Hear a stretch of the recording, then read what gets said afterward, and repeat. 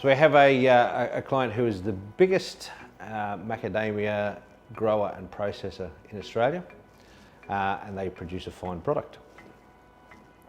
It started by the parents, and later the son and daughter-in-law took over the business. We have been helping them with their quality assurance and food safety for the past 17 years. So we've seen a lot of the changes, and we've managed the system for them so that it continues to help them to grow. One of the issues we had a number of years ago was that the son was complaining that he had too much work to do, that he had to move this and move that and do this and do that. And I said to him, you just stop and explain to me what you've got to do. And he told me, and I said, right, I said, of those 3 jobs you've got to do, let's take 2 of them and give them to someone who has a forklift license and knows what to do.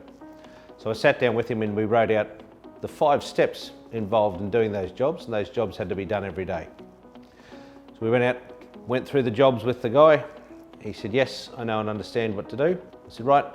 He went and did them. And I said to the owner, how long does it take you to do those jobs? He said, those 2 jobs take about 15 minutes every day. I said, right, so you now have a spare 30 minutes every day. So what I want you to do is take 15 minutes of those days, every day, to just walk around and look at your factory, look at your processing plant and see what's happening that you could improve. 6 months later, he noticed that there was a lot of product in the waste.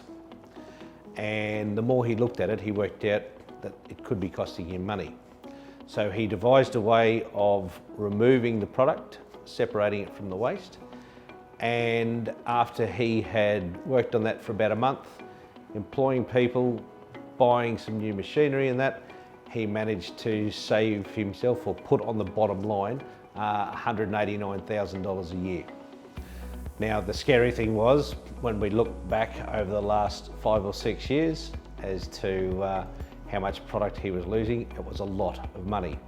So by making his staff members accountable for doing specific jobs and taking those jobs off the owner and giving him a bit of his time back, a bit more freedom to manage his business, work in the business, not on the business, or work on the business, not in the business.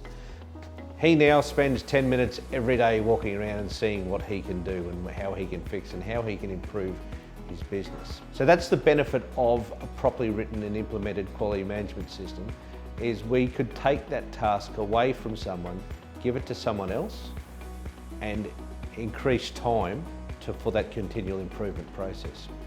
So 10 minutes a day for 6 months, and he's put an extra $189,000 a year on his bottom line.